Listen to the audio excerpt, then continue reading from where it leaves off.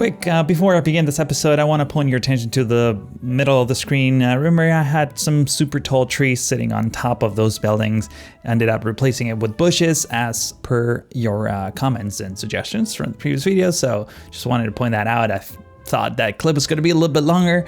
I guess if you want to go see it again, you can just rewind the video. But in this episode 33, man, it's been a number of episodes in this series. I don't know, it's been like over half a year now since we started this project. But this is probably one of the most, if not the most requested build for this entire series.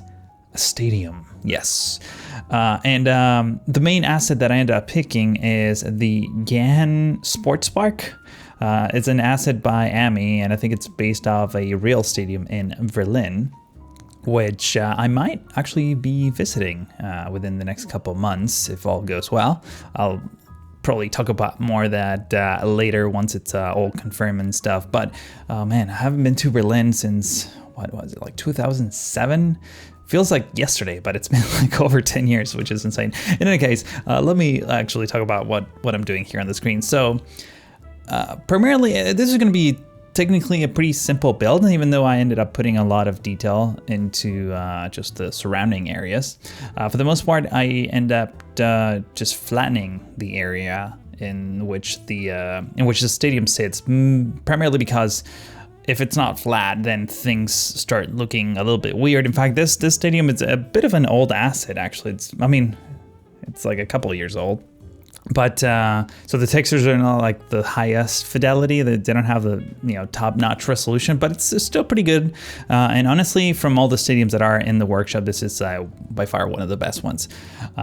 Not only in the quality of the asset itself, but also in terms of footprint. This looks like a real stadium in terms of scale.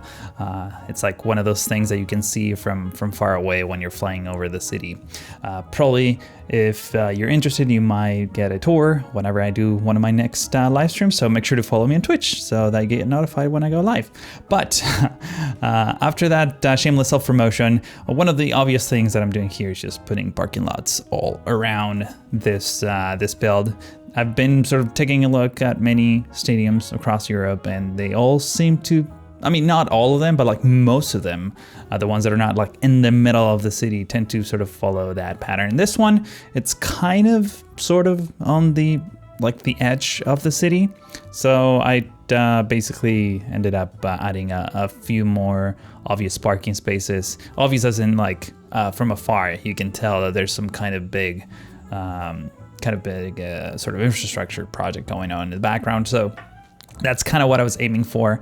I didn't really want to make it super compact and have buildings right next to it. It wouldn't, for this particular design of stadium, it just didn't look super realistic. So I just went for like a more spread out design, which is actually what this stadium in real life sort of looks like. I was trying to avoid copying it exactly. It kind of seems like there's a bit of a park around it. In this case, I sort of, kept it isolated from the rest of the city, even though it's a flat surface. The elevation is a little higher than the road that sort of goes around it.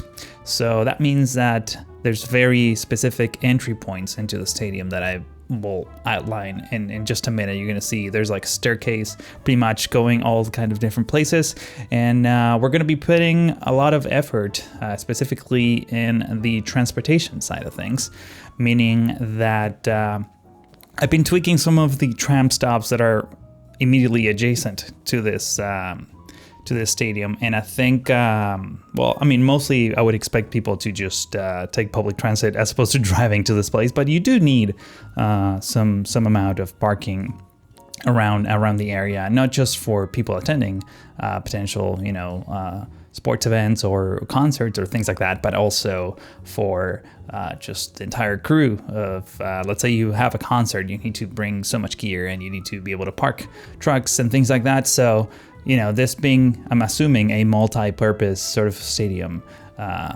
I don't know, just having tons of parking all around sort of made sense. And you know how much I love parking, honestly. So yeah, this worked out great. And this is what I was saying a moment ago. So this is the first of many sort of stairs that sort of climb up this tiny hill. It's not super steep. I guess the stair asset itself is a little on the steep side. So one thing that I've been trying to sort of, make it less steep is combining two set of assets and having some kind of like rest in the middle, like a flat area. And that sort of breaks the design a little bit to at least accommodate for visually, not look like you're climbing Mount Everest as you're getting to the stadium. Especially if for people with reduced mobility, this will be a little bit more challenging. Though there is an access road that serves as a nice gentle ramp. And I mean, there's like 3 access roads on this building in general. But as you can see here, I'm adding a few more stairs to the sides, and I think in total there's 3 stairs or set of steps that take you to the upper part of this stadium. And then there's 3 road access on every direction. That's pretty much what I'm trying to say. So this is pretty much the same old technique that I've been using all over the place when I'm addressing high differences. Just using one of these C defense or retaining walls. I guess these are not necessarily C defenses. At least there's an asset that's called C defense, but I don't think it's this one. This is just retaining wall, and it comes with like a fenced version, which actually looks great. In this case, it didn't make sense to have a fence here, I didn't think, but just using this one to keep the cliff hidden from plain view, and then just covering it with the pluggable grass so that the edges of the wall sort of match and basically they look seamless. That's kind of what I was aiming for. Also adding a lot of actual parking spaces. All of those are actually functional, and you're gonna see at the end in the cinematics a lot of cars just parked there.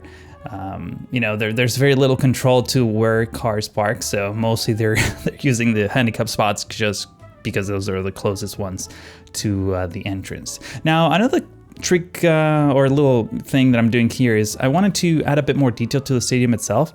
I love how it's like this has it said in particular. I love how it's just like it's kind of plain, but it allows you to like customize it tremendously if you put a little bit of work to it. So since the textures didn't look super high res, what I ended up doing is mixing it up with in this case the network hedges. And in a moment, you're going to see me use the grass slopes. It's a relatively new asset that I've been already used it in a couple times in other places. But in this case, I sort of created this weird effect. I don't know. I like it, but I don't know if I love it, if that makes any sense. You're going to see in a minute to sort of cover the different patches of the actual grass that surrounds the stadium. The one, that low res that you see in the middle of the screen there. It just didn't look super great, but I also didn't want everything to look exactly the same shade of grass. So once I start putting down the grass slopes, and again, I'm getting ahead of myself as usual, but you're gonna see that everything kind of looks bland because it's literally the same textures, the same shaders, I think, that the map theme uses. Yeah, there we go. This is what I'm talking about.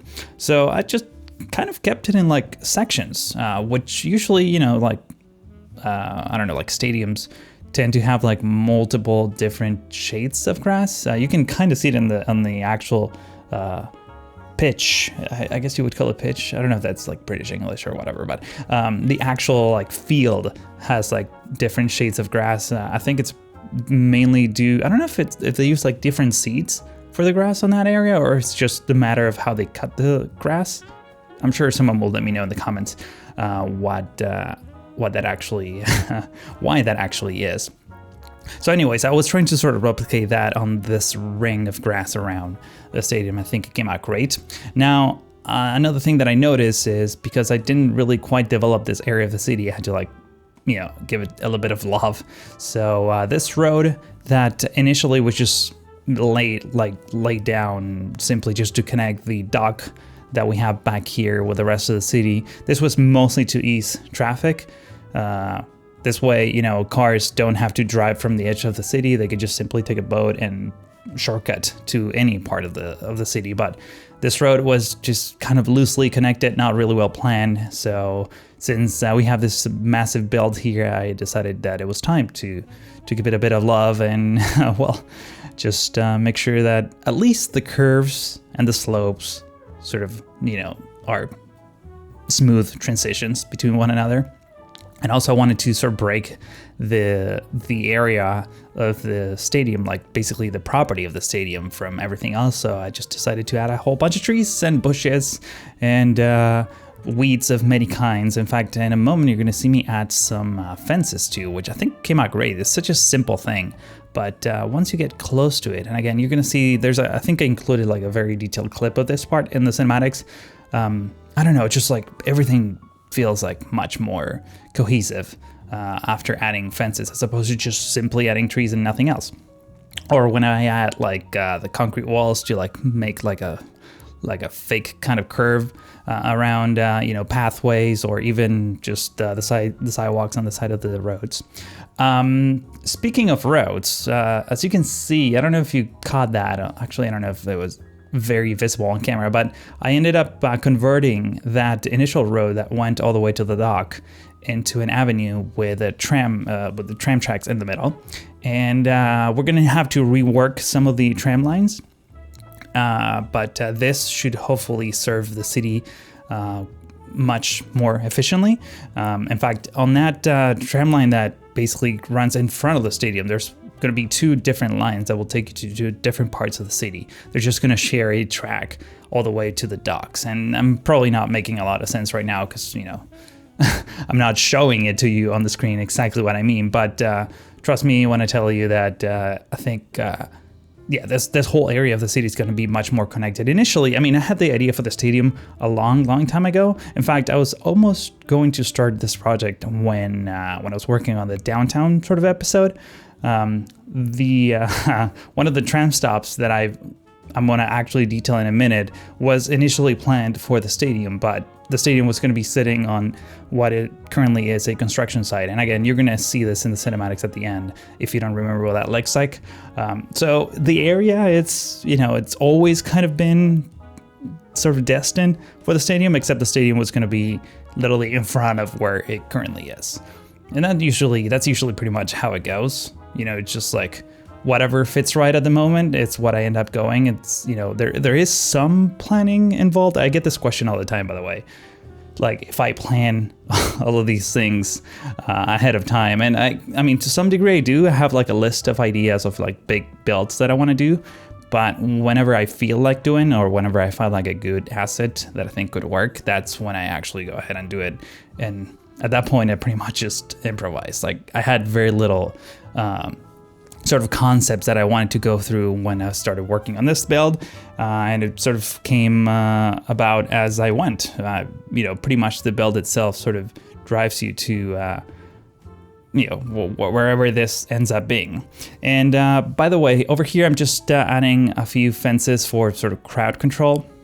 They're kind of meant so that people don't just meander around the parking lot and instead just focus to the entrances of the stadium. That's why there's a crosswalk specifically located in different places. For the most part, they're just like there visually. They don't really work as most of the things in Nydal. They just they're there for aesthetics.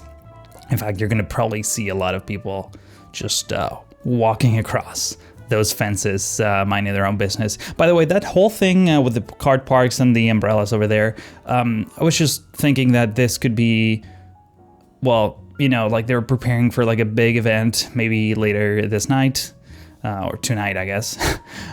So they had all the police cars kind of like prepared there, some trucks for support, maybe emergency services. They're just basically getting everything ready for whatever event is happening tonight or maybe the day after, who knows. But that's what I thought. That could, potentially add more detail to the parking lot, because otherwise it's just an empty parking lot. And I didn't want to add like fake cars just parked there. That didn't make a lot of sense. Most of the time the stadiums are empty. They're only used on very specific nights, a couple times a week, probably, if it's lucky to get that sort of crowd. But, for the most part, just want to keep this build really simple. Also adding a few more flowers and landscape. And landscaping usually is not super like detail for these sort of projects. I'm sure there's going to be a stadium somewhere in Europe that's like the most amazing like landscape place of all time. But in this case, I just wanted to keep things very frugal and sort of match the colors of the team, which I guess are the chirpers mostly, because those were the assets that came with the game.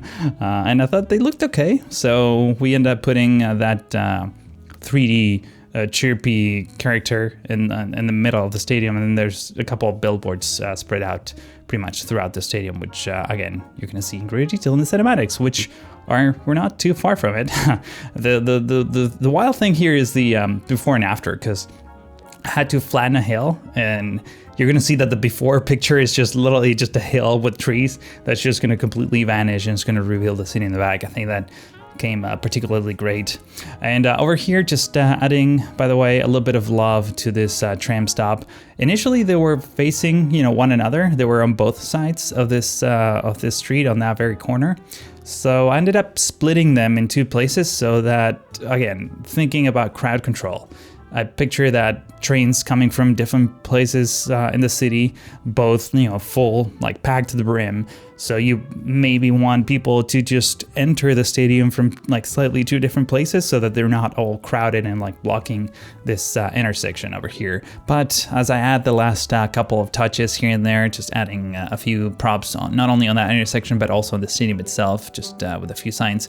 Let me show you this dramatic before and after. As I was saying before, this hill is gone now, but I think it's a pretty interesting and dramatic reveal for the stadium. If you enjoyed this episode, however, I would like to ask you to give this video a like. If you freaking hate it, you can also give it a dislike.